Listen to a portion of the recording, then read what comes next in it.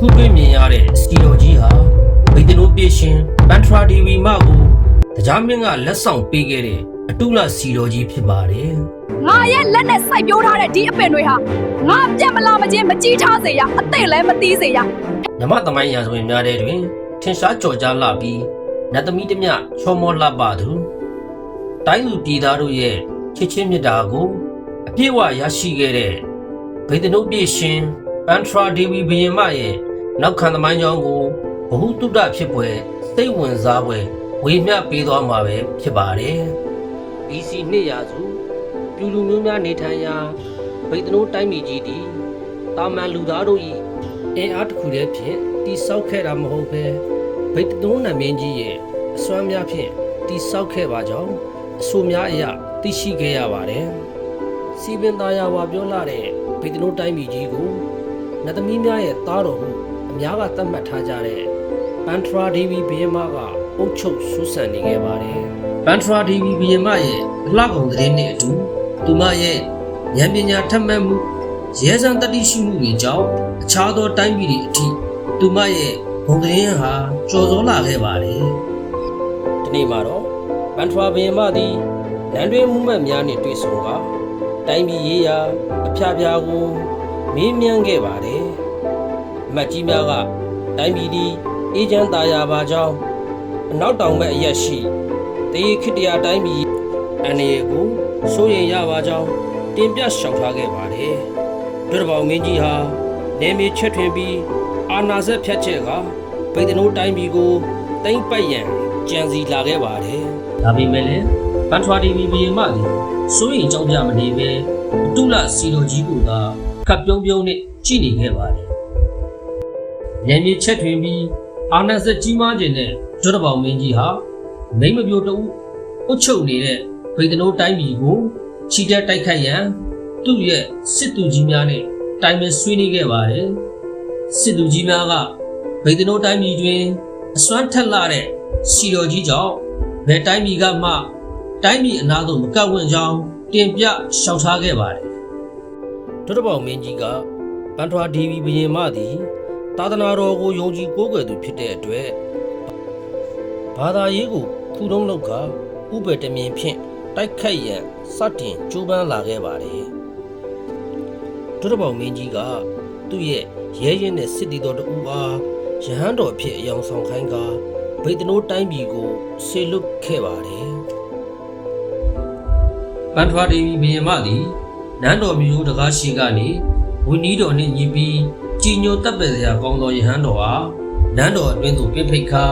ရိုသေစွာဖြင့်စွမ်းတင်ကန်းများကတ်လူပေးခဲ့ပြီးဆရာတော်ရဲ့ဆုံးမဩဝါဒတရားတွေကိုရိုသေစွာနာယူမှတ်သားခဲ့ပါတယ်အကြံစီတစ်ခုဖြင့်ရောက်ရှိလာသောရဟန်းတော်သည်အတုလစီတော်ကြီးရဲ့တည်ရည်ကျိုးများကလျော့နေပြီးဖုံပုံများတက်နေပါကစွမ်းအားများလျော့နေနိုင်ပါကြောင်းဒါကြောင့်ဆရာတော်အနေဖြင့်စစ်ဆေးပြီးတော့ပြုပြင်ပေးပြီးဖြစ်ကြောင်းယုံကြည်လာအောင်ပြောဆိုလာခဲ့ပါတယ်ပန်ထရာဒီဝီဘုရင်မကြီးကရဟန်းတော်ရဲ့စကားကိုယုံကြည်စွာဖြင့်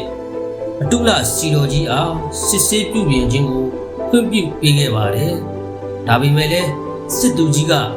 တခြားသူအားယုံကြည်စွာခွင့်ပြုမပေးသင့်ကြောင်းတင်ပြလျှောက်ထားခဲ့ပေမဲ့လည်းဘုရင်မကြီးကစစ်သူကြီးရဲ့စကားကိုလစ်လျူရှုကာနေရခဲ့ပါတယ်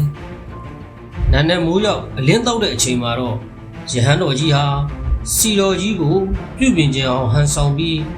စီတော်ကြီးရဲ့စွမ်းအားများကိုဖျက်ဆီးပစ်လိုက်ပါတယ်။ရဟန်းတော်ဟာစီတော်ကြီးကိုဖျက်ဆီးပစ်ခဲ့ပြီးနောက်မြို့တော်အတွင်းကနေဘယ်သူမှမသိအောင်တိတ်တဆိတ်ထွက်ခွာသွားပါတယ်။ဒုတဘောင်မင်းကြီးဟာကျန်စီအောင်မြင်ပြီးတဲ့နောက်မှာတော့ဗိတ်တနိုးတိုင်းပြည်ကိုစစ်တီအင်အားများစွာဖြင့်ချီတက်ခဲ့ပါတယ်။နန်းတော်မျိုးမျိုးပြောတဲ့မို့ရှိကင်းဆောင်တသားဟာဒုတဘောင်မင်းကြီးရဲ့စစ်တီများစွာချီတက်တိုက်ခိုက်လာပါကြောင်းဘုရင်မထံတင်ပြလျှောက်ထားခဲ့ပါတယ်။ပန်ထရာဒီဝီဘုရင်မသည်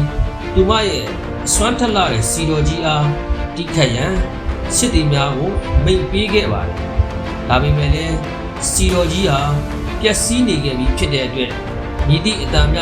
ထွက်မလာတော့ပါကြောင်းအန္တရာယ်များစွာ ကြုံတွေ့နေရပြီဖြစ်ကြောင်းရှောက်ထားတင်ပြလာကြပါတယ်။ဘုရင်မဟာ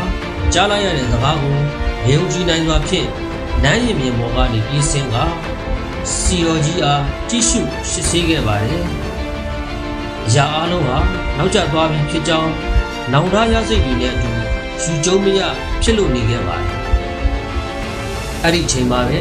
ဒုတဘောင်မင်းကြီးရဲ့စစ်တီတော်များစွာဟာဗေဒနုံနန်းတော်မျိုးမျိုးများကိုဖျက်ဆီးက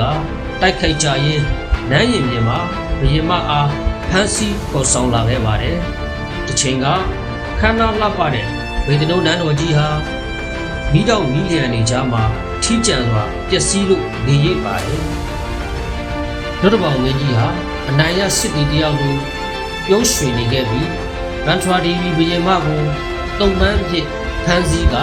တေးခိတ္တရာတိုင်းပြည်ကိုပေါ်ဆောင်လာခဲ့ပါတယ်။ဒီလိုနဲ့နတ်ကုလတနေရာအရောက်ဗင်ပင်ကျဲကြီးရောက်ရှိတဲ့အခါမှာတော့ဗန်ထရာဒီဗီဘုရင်မက